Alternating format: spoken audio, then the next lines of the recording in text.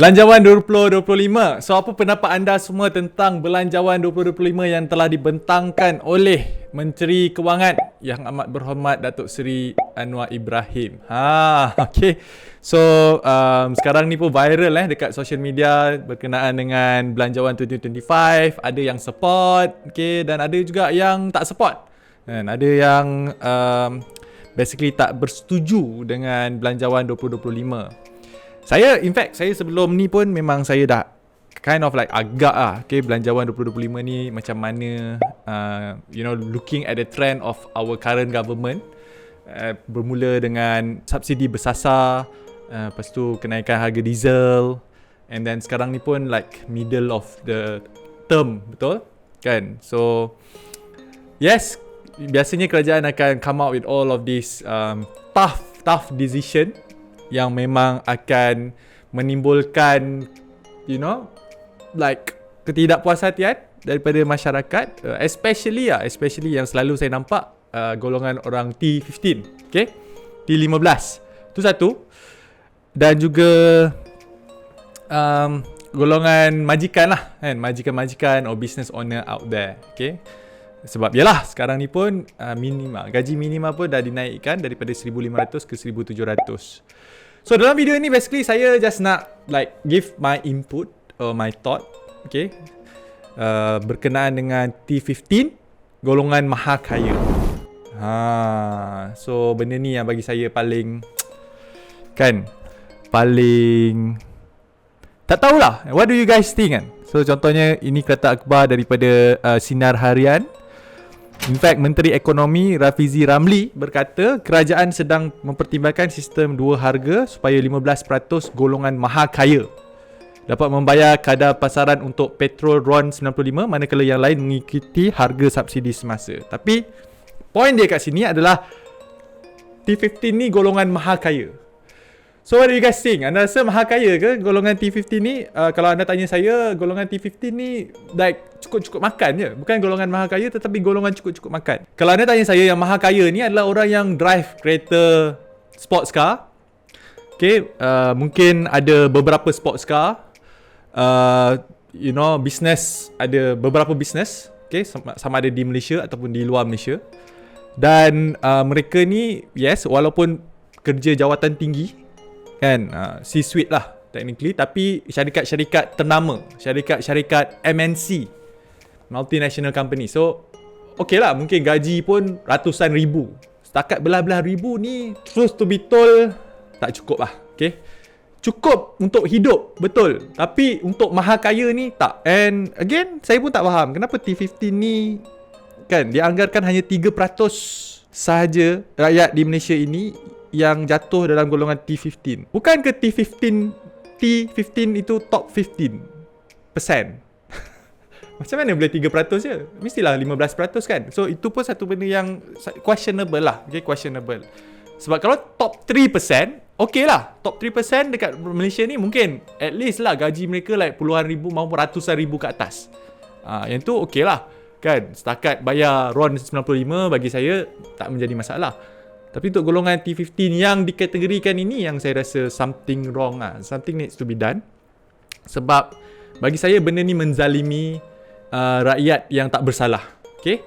Sebab golongan-golongan ini bayar teks banyak. Satu. And golongan ini cukup-cukup makan je dengan keadaan ekonomi sekarang ini. Harga barang akan naik. Betul tak? Dengan apa saja yang sedang berlaku sekarang ini. So, dan gaji mereka tak adalah tiba-tiba 13,000 naik kepada 15,000 tahun depan ataupun 20,000 tahun depan. Betul tak? So, benda ni akan perlu proses. And if you ask me, I don't agree lah. Okay? And bukan saja dari segi subsidi minyak.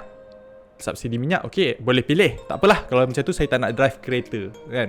Saya naik motor ataupun saya naik public transport. Okay, bagus, tak ada masalah. Tapi pendidikan ni, satu lagi masalah lah kan, yang saya rasa macam benda ni tak sepatutnya berlaku lah. Pendidikan, macam mana anda boleh ada different level pendidikan, especially sekolah kerajaan, universiti. Macam mana anda boleh bahagikan, golongan kaya bayar harga lain, golongan yang kurang kaya bayar harga lain. And kaya ni pun bukan maha kaya kan? Sebab orang maha kaya, mereka tak hantar anak ke public school kan? Mereka sendiri akan hantar anak ke private school ataupun ke international school, which of course tempat-tempat ni Costnya like puluhan maupun ratusan ribu setahun. Tapi we're talking about like middle class, gaji 13,000 kan. Masih lagi, mungkin some of them or majority of them masih lagi pilih untuk hantar anak-anak ke public school. So how can you charge differently kalau, why would I pay different price kalau apa yang saya dapat benda yang sama? Saya bagi contoh, saya nak beli phone. Kalau harga phone ni RM5,000 kan, kalau gaji saya RM10,000 ke atas, bukan RM5,000, harganya RM8,000. Like kenapa? Why would I even buy this phone? It's the same, materialnya sama, produknya sama. Kenapa I bayar lain?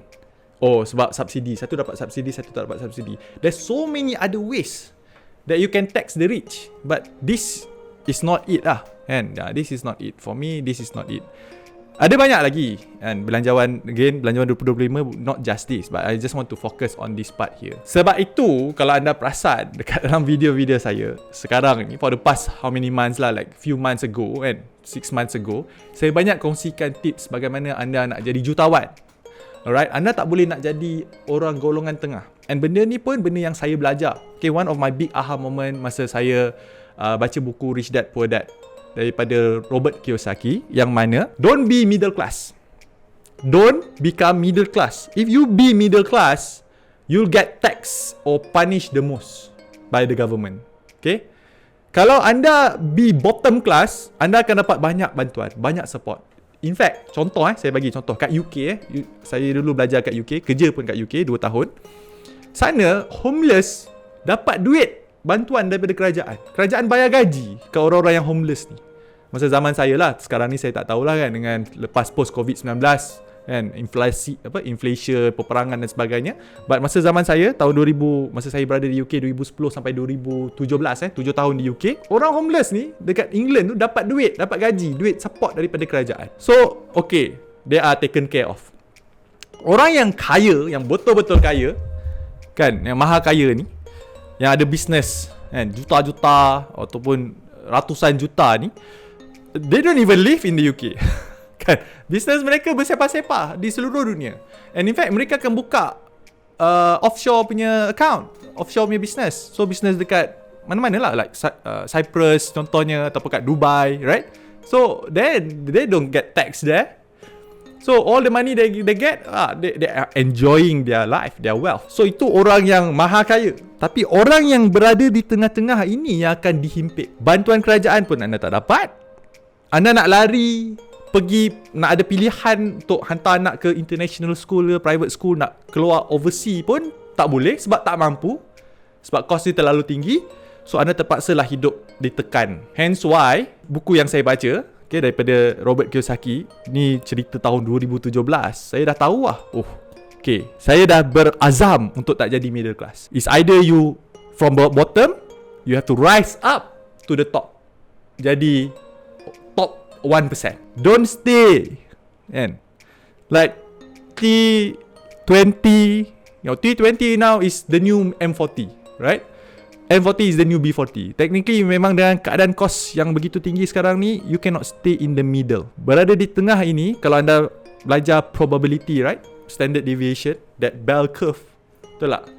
That bell curve, you want to be at the 3%, bottom or top. Macam saya sendiri, saya bermula dengan bottom 3%. Yalah, sebab saya balik Malaysia tahun 2017, saya tidak ada kerja. Slip gaji kosong. Saya dengan isteri saya kosong.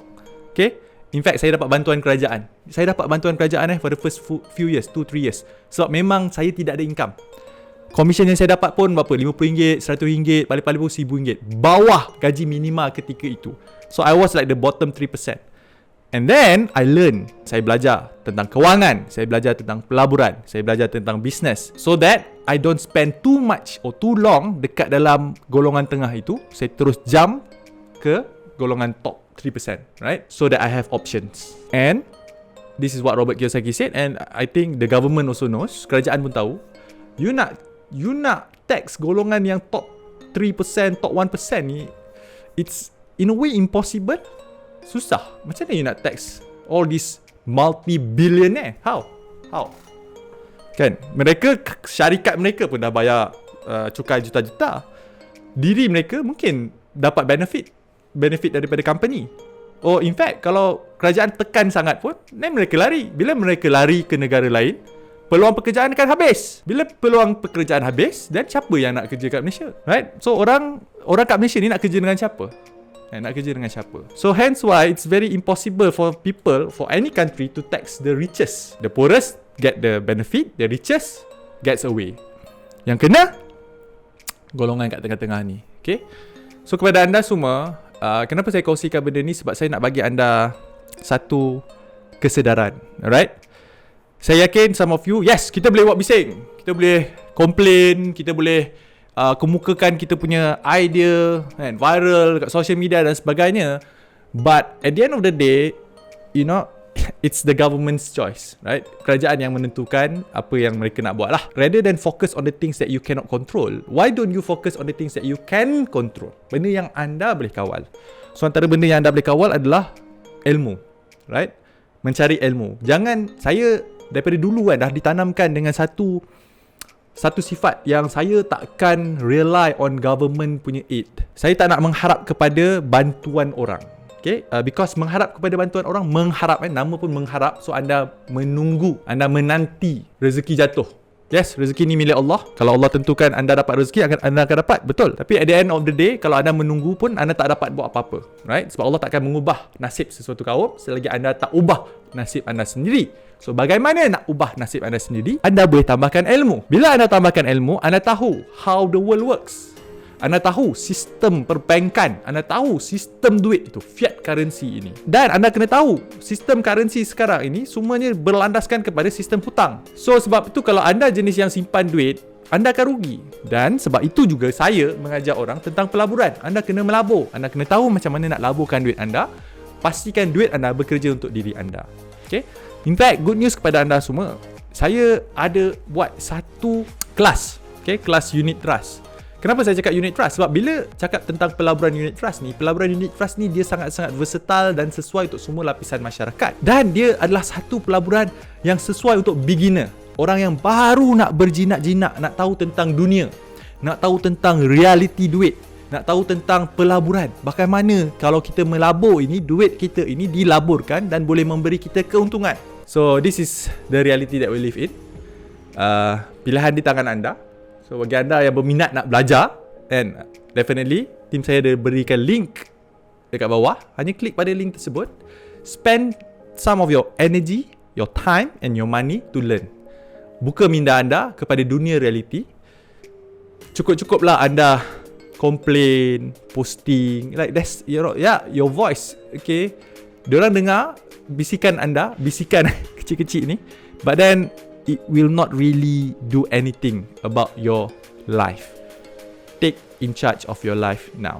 Bagi mereka yang mungkin nak belajar bagaimana nak menguruskan kewangan anda dengan betul, bagaimana nak tingkatkan dan gandakan simpanan anda, bagaimana nak memulakan pelaburan, tak kisahlah nak belajar pelaburan saham, pelaburan unit trust, pelaburan hartanah, anda boleh check out my education portal at www.epsorich.com/courses. Dekat situ ada banyak program-program yang saya develop khas untuk membantu anda meningkatkan kewangan anda, memperbaiki simpanan anda dan paling penting menggandakan pelaburan anda. So, do check out www.epsorich.com/courses.